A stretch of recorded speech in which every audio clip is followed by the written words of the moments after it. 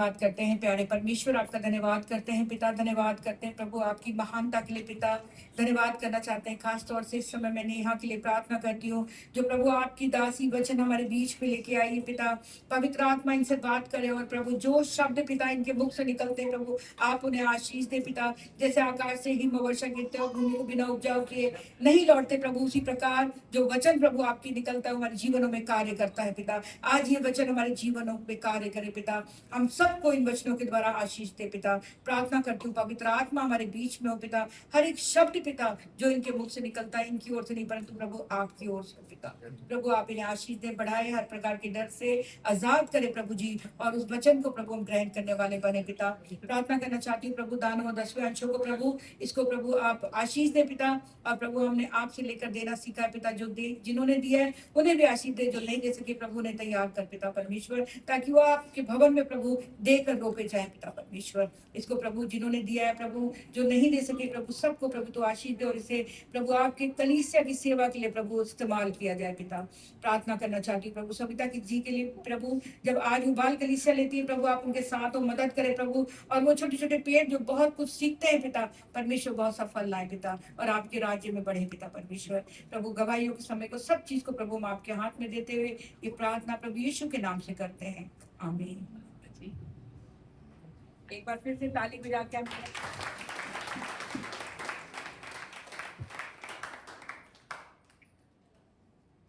सबको जय मसीह की। आप सब एक्साइटेड हैं यहाँ पे होकर? क्यों? किस लिए? वचन सुनने के लिए। ओके, तो सबसे पहले तो सभी जितनी भी सुंदर सुंदर महिलाएं यहाँ पर बैठी हैं उन सभी को महिला दिवस की बधाई हो। आप सभी बहुत खास हैं क्योंकि परमेश्वर ने आपको बहुत ही खास रचा है अपने उद्देश्य के लिए, अपने पर्पस के लिए। परमेश्वर की दृष्टि में आप अनमोल हैं। उसने आपको बहुत ही भय के साथ और बहुत ही अद्भुत रीति से रचा है। आमीन। तो ये कभी भूलिएगा मत। हालेलुया। इस समय के लिए मैं परमेश्वर का धन्यवाद करती हूँ कि मुझे ये मौका दिया कि मैं आप लोगों के साथ, आप लोगों के पास आऊँ, परमेश्वर का वचन लेके। मैं धन्यवाद करती हूँ अभिषेक भैया का और अनुदीदी का भी कि उन्होंने ये मुझे मौका दिया कि मैं परमेश्वर का वचन आप लोगों के साथ बांट सकूं। और मैं उम्मीद करती हूँ कि जो वचन आज हम सुनते हैं, हम उस वचन को ना सिर्फ सुने बल्कि उसे अपने जीवन में उतारे भी। आमीन। तो जैसे आप सब जानते हैं कि अभी आने वाला हमारा त्योहार कौन सा है? ईस्टर। तो अभी हमारी जो ईस्टर है उसकी थीम चल रही है। तो आज जो मेरा विषय है वो है अपना क्रूस हर दिन उठाकर चलना। ठीक है, हमेशा हर दिन हमें अपना क्रूस उठाकर चलना है। और क्योंकि आज महिला दिवस है तो बाइबल में ऐसी बहुत सी महिलाएं हैं जिनके बारे में हम बात कर सकते हैं, जिनके बारे में हम जिक्र कर सकते हैं कि वो किस तरह से अपना क्रूस हमेशा दिन प्रतिदिन उठाकर चलती रही हैं। ठीक है, तो हम अपनी बाइबल खोलेंगे, निकालेंगे रूथ की किताब। रूथ की किताब, उसका पहला अध्याय और उसका पहला से लेके 5 तक हम पढ़ेंगे।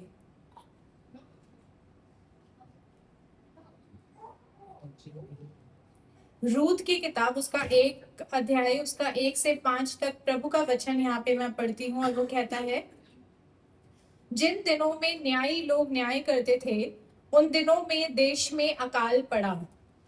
तब यहूदा के बैतलहम का एक पुरुष अपनी स्त्री और दोनों पुत्रों को संग लेकर मोआब के देश में परदेशी होकर रहने के लिए चला।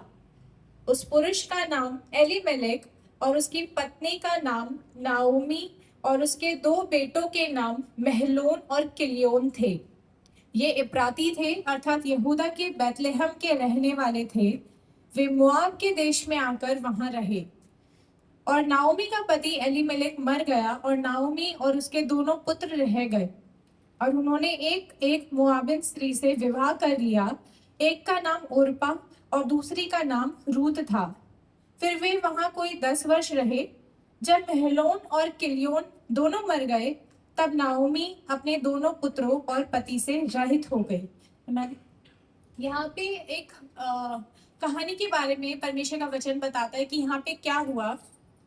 जिस पुरुष के बारे में हमने पढ़ा उसका नाम है एलीमेलेक और उसकी पत्नी जो थी उसका नाम था नाओमी।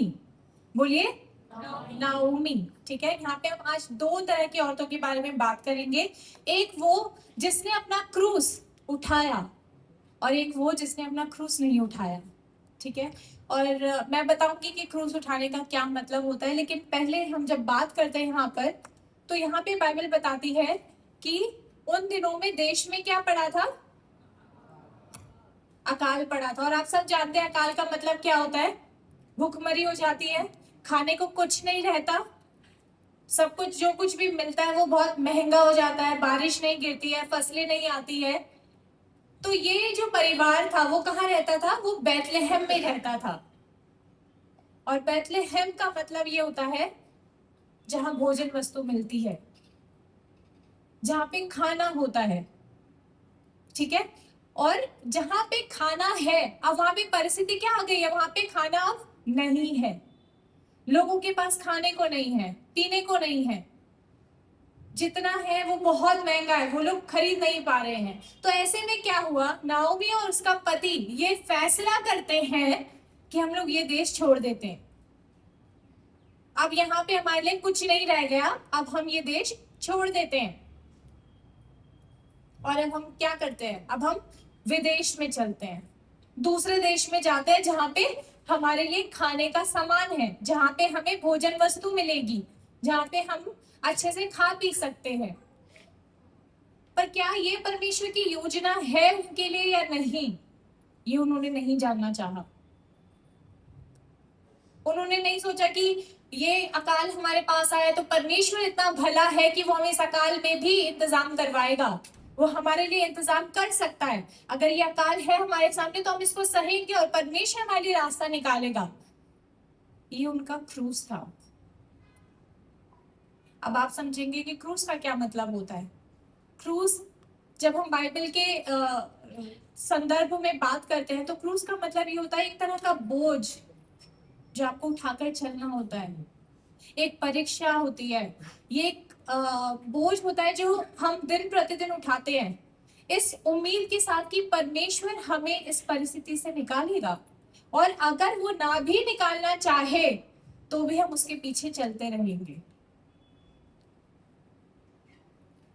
क्योंकि हम परमेश्वर के पीछे इसलिए नहीं चलते हैं कि परमेश्वर से हमें कुछ मिल जाएगा।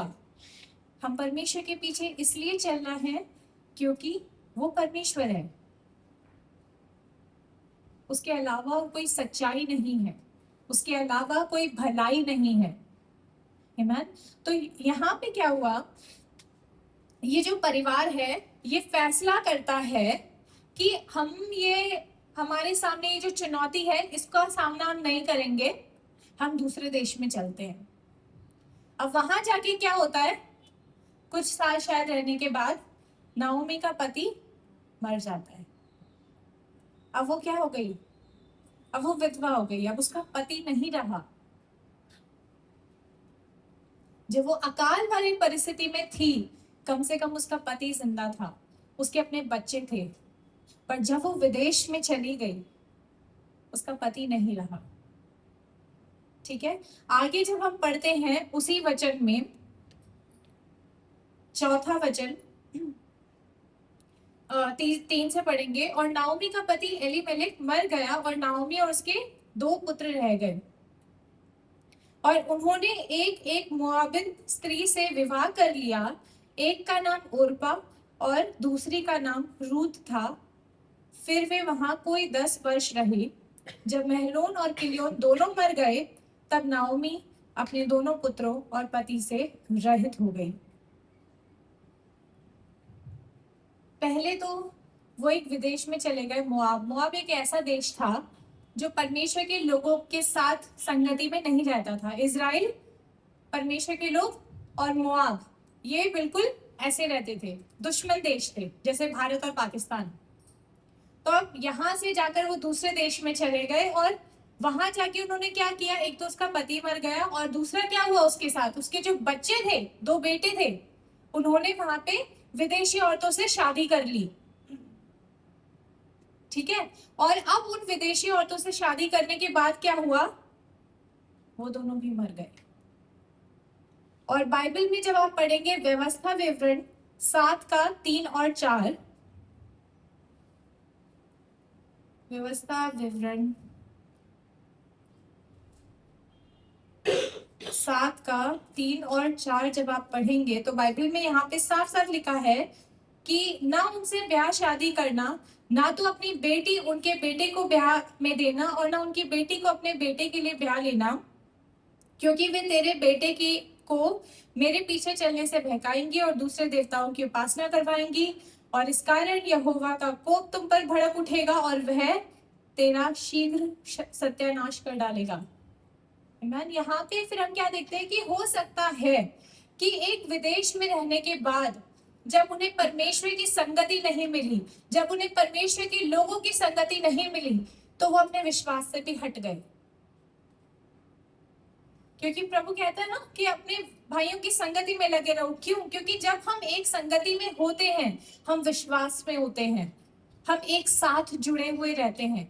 लेकिन यहाँ पे वो कहता है कि उन्होंने दूसरी स्त्रियां ब्याह ली, जो कि परमेश्वर ने मना किया था कि ऐसा नहीं करना।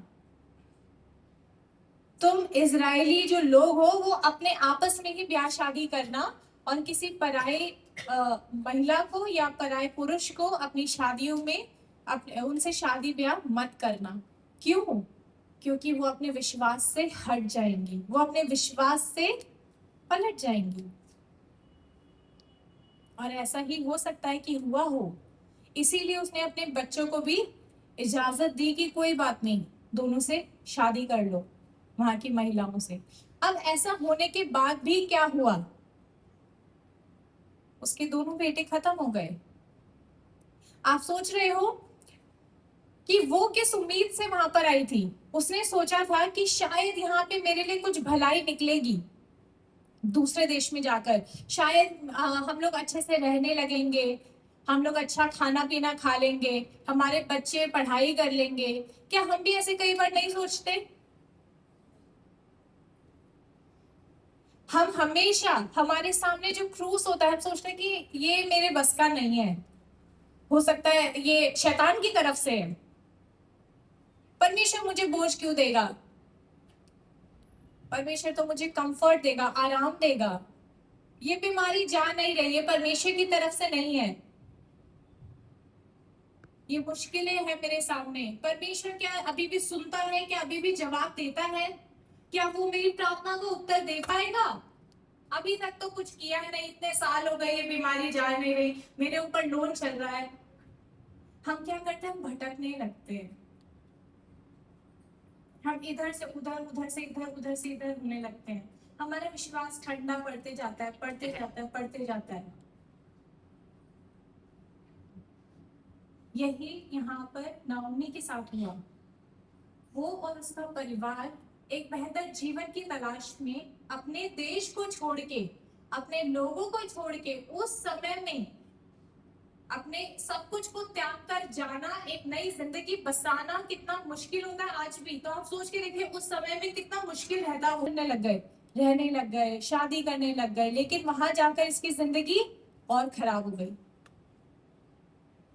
फिर हो सकता है इसे लग रहा हो इससे अच्छा तो हम बैतलहम में ज्यादा सही थे, कम से कम मेरा पति मेरे साथ था, मेरे बेटे जिंदा थे, है ना।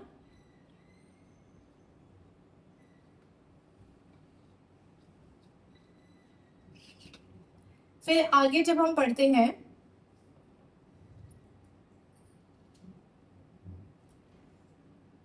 छठा वचन उसी अध्याय का, तब वह मोआब के देश में यह सुनकर कि यहोवा ने अपनी प्रजा के लोगों की सुधि लेके उन्हें भोजन वस्तु दी है, उस देश में अपनी दोनों बहुओं समेत लौट जाने को चली। अब आप देख रहे हो क्या हो गया? जिस देश में अकाल था, परमेश्वर ने उसी देश को क्या कर दिया? आशीष दे दिया। उसी देश को, जिस देश को वो छोड़ के इतने सालों पहले निकल के आ गई थी, वहां पे परमेश्वर ने आशीष दे दी। अब उसने सोचा कि यहाँ पे तो मेरा सब कुछ खो गया है, यहाँ तो मैंने अपना सब कुछ गवा दिया है, अब मैं क्या करूंगी? अब मैं अपने देश वापस लौट जाऊंगी। अब मैं अपने देश में अपने लोगों के बीच में वापस लौट जाती हूँ। और फिर जब वो वापस लौटी तो हम उसी चैप्टर का, उसी अध्याय का जब 20वां वचन पढ़ते हैं तो वो क्या कहती है पता है? 19 से पढ़ेंगे। वे दोनों चल निकली और बैतलहम पहुंची, और उनके बैतलहम में पहुंचने पर सारे नगर में उनके कारण हलचल मच गई, और स्त्रियां कहने लगी, क्या ये नाओमी है?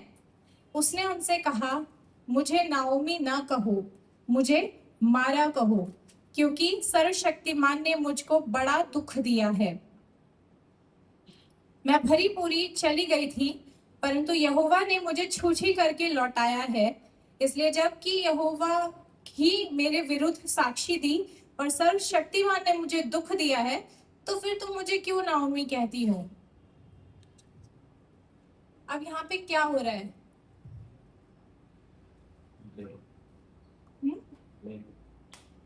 दोष लगाया जा रहा है, और किस पे? परमेश्वर पे। नाओमी के नाम का मतलब होता है भरी पूरी या फिर मनोहर, अच्छी। और अब वो क्या कह रही है? मुझे इस नाम से मत बुलाओ, मुझे मारा बोलो, यानी मुझे दुखियारी बोलो। मेरे ऊपर इतना सारा दुख है, मेरा पति नहीं रहा, मेरे बेटे नहीं रहे, मैं इतना भरी पूरी यहाँ से चली गई थी, लेकिन अब वापस आई हूँ, खाली हाथ आई हूँ, मेरे पास कुछ भी नहीं है, ना मेरे पास मेरी जमीन है, मेरे लोग मुझे नहीं जान रहे हैं, मैं सब कुछ गवा के यहाँ पे वापस लौटी हूँ। और इस सब का दोष वो किस पे दे रही है? परमेश्वर पे दे रही है, कि परमेश्वर ने मेरे साथ ये किया है। कितनी बड़ी बात है। हम इंसान आपस में तो दोष देते ही है, हम परमेश्वर को भी नहीं छोड़ते। यहाँ पे जब आप पहले वचन में जब आप पढ़ते हैं, उस देश से जाने का फैसला किसका था? नाओमी का था। परमेश्वर से उसने नहीं पूछा था कि क्या मैं जाऊं यहाँ से, क्या मेरे लिए दूसरा देश बेहतर होगा, क्या मैं यहाँ से निकल जाऊं, क्या ये सही फैसला है? और जब उसने ये सब नहीं पूछा, उसके बाद क्या किया? ब्लेम परमेश्वर पे, हर चीज का ब्लेम। लेकिन वो सच में दुखियारी तो हो चुकी थी। आप जानते हैं क्यों? क्योंकि पहले जब वो गई थी उसके पास 3 लोग थे, और अब वो लौटी है तो अब ना तो वो शादीशुदा रही है क्योंकि उसका पति नहीं है, अब ना तो उसके बच्चे हैं उसके साथ, और अब एक ऐसी औरत के साथ लौटी है जो विदेशी है, जो परमेश्वर को नहीं जानती, और वो भी विधवा है। और उस समय पे विधवा होना एक तरह की भार समझा जाता था। अब उनका लालन पालन कौन करेगा? कौन देखेगा उन्हें पीछे? कौन समझेगा उन्हें पीछे?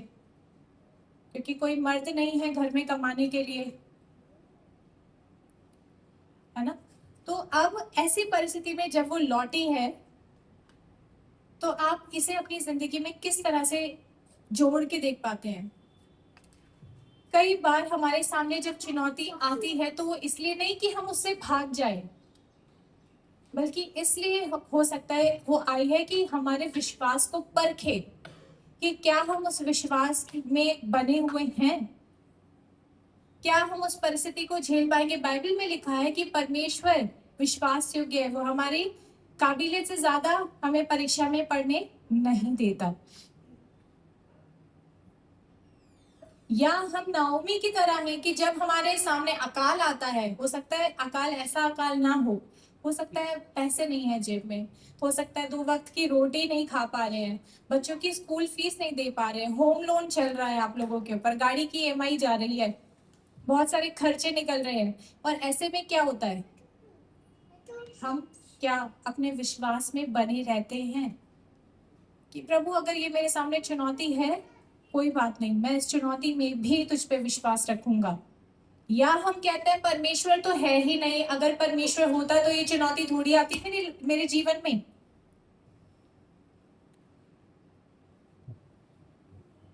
है ना। ये फैसला नाओमी का था और दोष परमेश्वर पे लगा। आज आप जो फैसला लेते हैं वो आपके आने वाले कल को डिसाइड करता है, निर्णय लेता है उसका कि आने वाला कल आपका कैसा होगा। इसलिए अपने हर एक फैसले में परमेश्वर को रखना बहुत जरूरी है, क्योंकि आप नहीं चाहेंगे कि नाओमी की तरह आने वाले 10, 12, 15 सालों बाद आपको किसी भी तरह का गिल्ट रह जाए, क्या कहते हैं उसे, बोझ रह जाए कि काश मेरे साथ ऐसा ना होता, काश मैंने उस समय ऐसा फैसला ना लिया होता, है ना। आप सोच के देखिए, अगर मैं आप में से किसी से भी बोलूं एक ये कुर्सी उठाने के लिए, क्या आप ये कुर्सी उठा पाओगे? कोई कुछ बोल नहीं रहा है, उठा लोगे ना? Thank you. अगर इसी के ऊपर 3-4 कुर्सियां और रख दे तो क्या आप उठा लोगे? उठा लोगे। और 10 कुर्सियां रख देंगे तब भी उठा लोगे। और जितनी भी ये सारी कुर्सियां हैं, सारी कुर्सियां, अगर सारी कुर्सियों को एक के ऊपर एक रख दो और फिर आप अपने पीठ पे से लेके घूमो,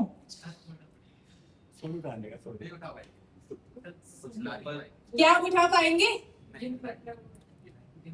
इतनी सारी कुर्सियां उठाकर रोज चलना क्या आसान होगा?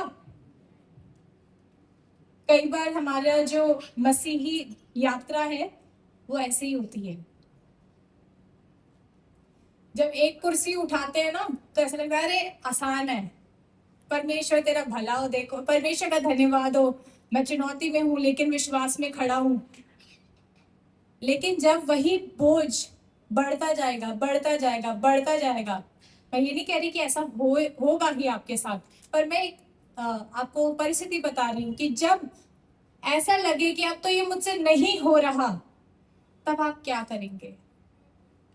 क्या अपने क्रूज को तब भी उठाकर आप चलेंगे, या नाओमी की तरह आप कहेंगे कि परमेश्वर मुझसे तो नहीं हो रहा, परमेश्वर ने मेरे साथ गलत किया, मेरे ऊपर होम लोन आ गया, मेरे ऊपर कार की ईएमआई आ गई, बच्चों की स्कूल फीस नहीं दे पा रही, घर पे रोटी नहीं है, परमेश्वर है कहाँ, है ना। अब वहीं पे एक दूसरी स्त्री है जिसका नाम क्या है? रूथ। अब रूथ कौन है?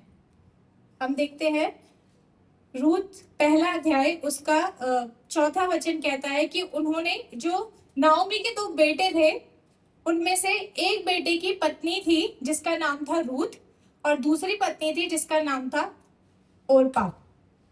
और अब क्या हुआ, जब नाओमी ने सुना कि बैतलहम में अब फिर से समृद्धि हो चुकी है, वहां पे खाना मिल रहा है, तब उसने सोचा मैं चली जाती हूँ वापस उस देश में लौट जाती हूँ। और क्योंकि अब वो विधवा हो चुकी है तो वो और बोझ नहीं लेकर चल सकती 2 और औरतों का जिनके पति नहीं है, क्योंकि खाना कहां से आएगा। एक तरह से फिर से वो शुरुआत कर रही है अपने देश में जाकर, उसके पास उसकी जमीन है कि नहीं उसे नहीं पता, काम मिलेगा कि नहीं उसे नहीं पता, तो वो क्या कहती है अपनी बहू को, तुम वापस चली जाओ। जिनमें से एक जिसका नाम ओरपा होता है वो तो चली जाती है, लेकिन दूसरी स्त्री जिसका नाम है रूथ वो नहीं जाती।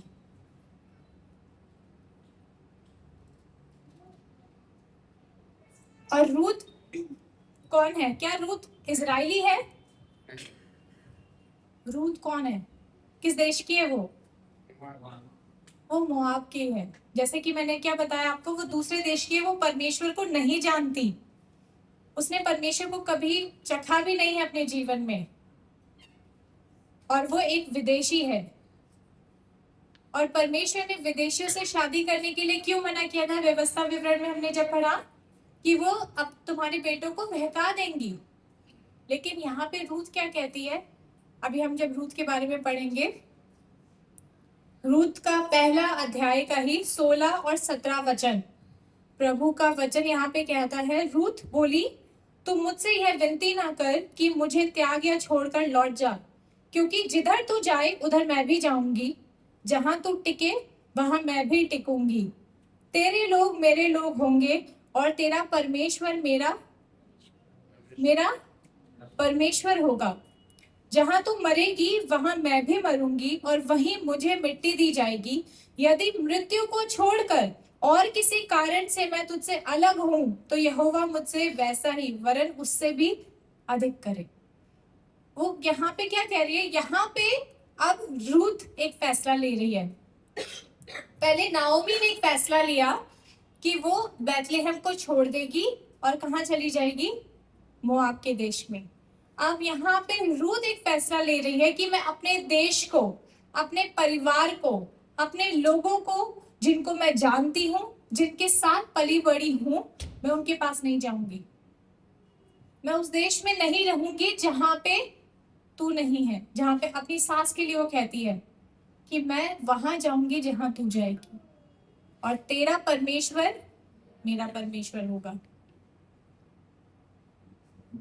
अगर इस पूरे वचन का समरी सारांश हम देखें तो वो ये कह रही है कि जहां भी तू रहेगी वहां मैं रहूंगी और जो भी तेरा परमेश्वर है, जिसे भी तू मानती है, उसे मैं अपना लूंगी। और यही एक फैसला था जिसने उसकी जिंदगी बदल दी।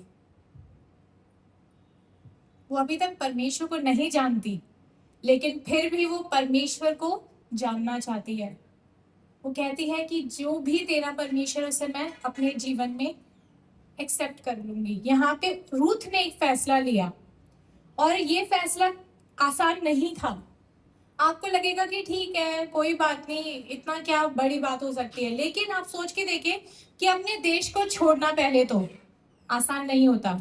उसके पास दो दो अ, रास्ते थे। पहला ये कि या तो अपने देश में वापस चली जाए, दूसरी शादी कर ले, बच्चों को जन्म दे और अच्छे से अपनी जिंदगी जिए। ये वाला ऑप्शन या ये वाला विकल्प ज्यादा अच्छा है अगर हम साधारण दृष्टि से देखें तो, क्योंकि उसे अपने लोगों को नहीं छोड़ना। उन सबको वो जानती है, उनका तौर तरीका जानती है, उसको पता है यहाँ पे पूजा कैसे होती है, कौन से भगवान हैं जिनको हमें मानना है, इन सबसे वो जान पहचान है उसकी। लेकिन जब वो ये फैसला ले रही है तो ये उसकी जिंदगी बदल देने वाला फैसला है, क्योंकि वो सब कुछ छोड़ रही है और वो अपने जीवन में आगे कैसे बढ़ रही है, एक विधवा के ही तौर पे। और अब जब वो उस तौर पे आगे बढ़ रही है, उसे नहीं पता कि आगे जाकर क्या उसकी शादी होगी कि नहीं होगी, उसके पास खाने के लिए होगा कि नहीं होगा, उसके पास ओढ़ने के लिए कुछ होगा कि नहीं होगा, क्योंकि वो जिसके साथ जा रही है उसके पास भी कुछ नहीं है, वो भी खाली हाथ है। लेकिन फिर भी वो ये फैसला करती है कि अगर तेरे हाथ खाली है, मैं तब भी तेरे साथ रहूंगी।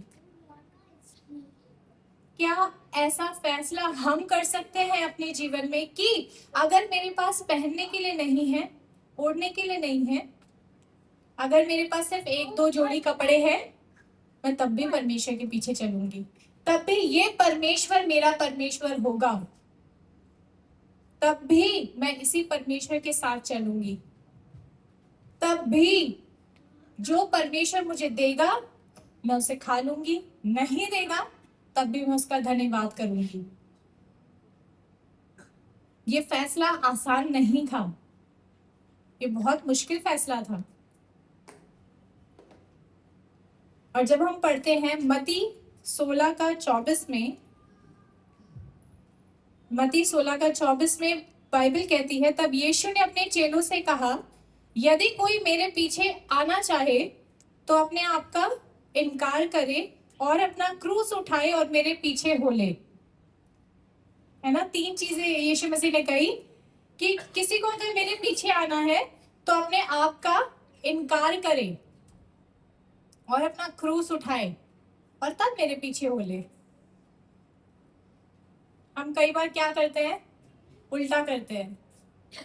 हम अपने आप का इनकार नहीं करते। अपने आप का इनकार करने से मतलब अपने आप को बलिदानी तौर पे परमेश्वर को देना। कई बार हम वो नहीं करते और अपना क्रूस नहीं उठाते और ये परमेश्वर के पीछे हो लेते हैं।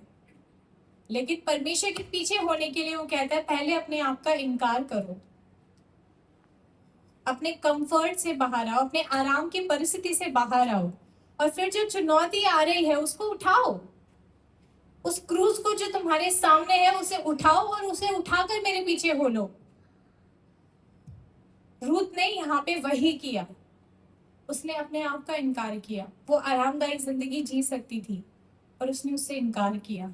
उसके सामने एक चुनौती थी दूसरे देश में जाकर फिर से बसने की, अपनी सास के लिए खाने का इंतजाम करवाना कैसे होगा, मैं किस तरह से खाऊंगी पीऊंगी। लेकिन वो क्या करती थी, उसने अपना क्रूस उठाया और परमेश्वर के पीछे हो ली, जिसे वो अब तक जानती भी नहीं थी।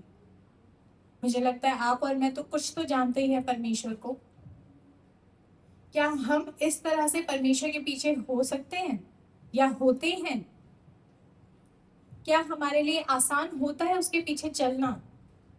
जब परिस्थितियां अच्छी है तब तो प्रभु भला है, जब परिस्थितियां अच्छी नहीं है तब भी क्या परमेश्वर भला है? क्या तब हम नाओमी बन जाते हैं या तब हम रूथ बन जाते हैं?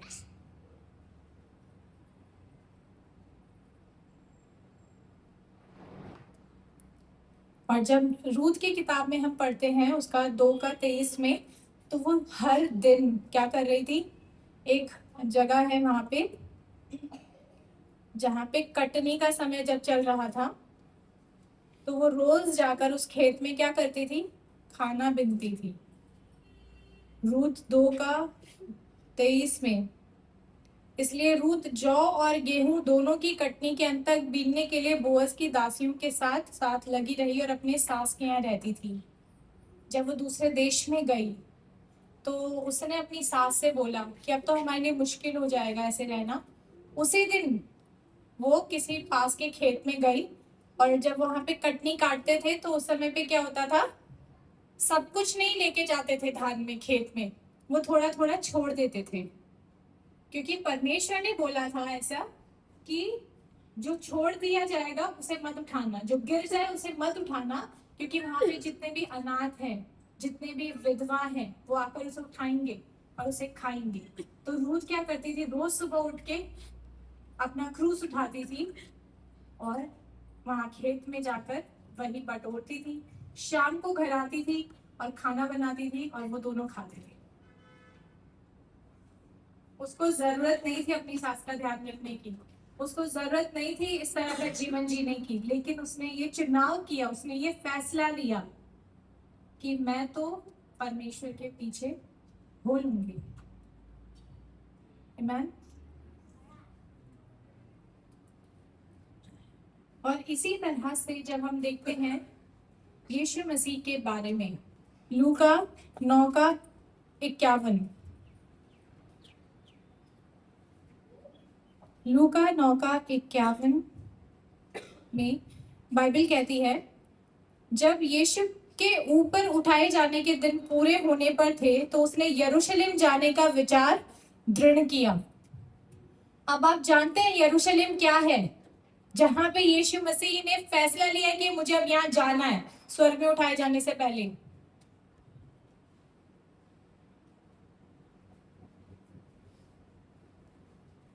आपको पता है यरूशलेम क्या था जहां पे यीशु मसीह ने फैसला लिया कि मैं यहाँ जाऊंगा? यरूशलेम एक ऐसी जगह थी जहां पे जाने के बाद यीशु मसीह का सताव शुरू होगा, जहां पे यीशु मसीह को सताया जाएगा, उनको कोड़े मारे जाएंगे, क्रूस पे लटकाया जाएगा। और यीशु मसीह ने ये फैसला लिया कि मैं ये करूंगा। अब देखा जाए तो यीशु मसीह को भी जरूरत नहीं थी ये करने की, पर ये उसने आपके लिए किया, मेरे लिए किया, कि वो जो क्रूस उनके सामने था उसे उठाने से इनकार नहीं किया। उसने ये फैसला लिया रूथ की तरह कि मैं इस क्रूस को उठाऊंगा ताकि हम लोगों को आज आजादी मिल सके। उसके लहू बहाने से आज हम आजाद हैं, उसके लहू के कारण जो उसने क्रूस पे बहाया आज हम स्वतंत्र हैं। और ये उसने क्यों किया, किस वजह से किया, कि आज हम यहाँ बैठ सके। आज हम पापी नहीं हैं, आज हम आजाद हैं। मसीह में हम आजाद हैं। शैतान की हर ताकतों से आजाद है, हर बीमारियों से हम आजाद हैं, हर कर्जे से हम आजाद हैं। ये सिर्फ उसके अनुग्रह से हुआ। अगर वो क्रूस नहीं उठाता तो आज हम यहाँ नहीं होते। और जब हम पढ़ते हैं इब्रानियों 12:2, तो वो कहता है, विश्वास के कर्ता और सिद्ध करने वाले यीशु की ओर ताकते रहें, जिसने उस आनंद के लिए जिसके आगे धरा था लज्जा की कुछ चिंता न करके क्रूस का दुख सहा और परमेश्वर के सिंहासन की दाहिनी ओर जा बैठा। यीशु मसीह ने वो जो क्रूस उठाया, वो किस लिए? क्योंकि उसे पता था कि इस क्रूस के पीछे, इस क्रूस के बाद मेरे लिए एक आनंद है। मैं परमेश्वर के दाहिनी ओर जाकर बैठ पाऊंगा, परमेश्वर के साथ रहूंगा। ये आनंद के कारण और इस प्रेम के कारण जो उसने आपसे और मुझसे किया, उसने उस क्रूस का दुख भी सह लिया। और उस क्रूस पे जाने से पहले जो सताव था वहां पर, अस्वीकार किया जाना, थूका जाना, कांटों का मुकुट पहनना और कोड़े मारना, लाते घूसे मारना, ये सब उसने सह लिया। और अब वो परमेश्वर की दाहिनी ओर जा बैठा है। नाओमी ने अपना क्रूस नहीं उठाया और वो क्या हो गई? उसने सब कुछ गवा दिया। उसके पास जो था उसने सब कुछ खो दिया। लेकिन जब रूथ ने अपना क्रूस उठाया तो उसके जीवन में क्या हुआ पता है? रूथ एक पहली ऐसी महिला है बाइबल में, फर्स्ट, जिसके नाम से बाइबल की मतलब महिला के नाम से बाइबल की पहली किताब शुरू होती है। उसके बाद एस्तर है, पर पहली रूथ है। और आप में से कितने लोग हैं जो राजा दाऊद को जानते हैं? सुना होगा आपने। ये रूथ जो है वो उसकी परदादी बन गई।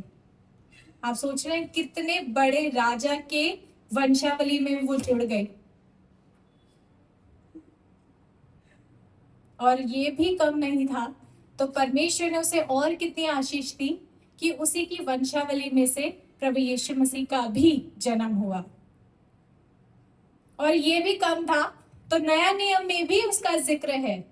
जब यीशु मसीह की वंशावली पढ़ेंगे मत्ती 1 अध्याय में, तो आप देखेंगे कि वहां पे रूथ का नाम भी है कि रूथ और बोअज से किसका जन्म हुआ। फिर वो सारी वंशावली यीशु मसीह तक जाती है। और ये भी अगर कम नहीं है, तो रूथ हमेशा के लिए एक याद बन के रह गई है। जब तक परमेश्वर का राज्य नहीं आ जाता, उसके बारे में हमेशा पढ़ा जाएगा, उसके बारे में हमेशा जिक्र होगा। तो ये सब कुछ क्या मायने रखता है? एक फैसला, एक डिसीजन जिसे कहते हैं, ये निर्णय।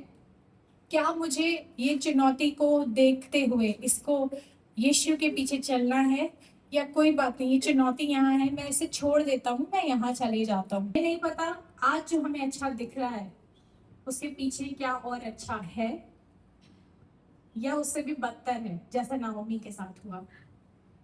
या आज जो मुश्किल दिख रहा है, क्या उसके आगे अच्छा होगा या नहीं होगा।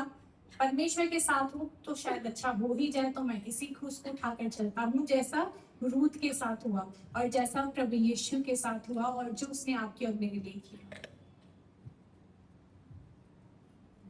और जैसे कि अभी हमने पढ़ा भी था मत्ती 16:24 में कि क्रूस तो उठाना पड़ेगा हमें, संसार में कलेश आएंगे, पर क्या हम नाओमी की तरह अपना कलेश, अपना बोझ सब छोड़ के परमेश्वर पे दोष देंगे, या हम पीछे बोलेंगे? परमेश्वर आप सभी को आशीष दे।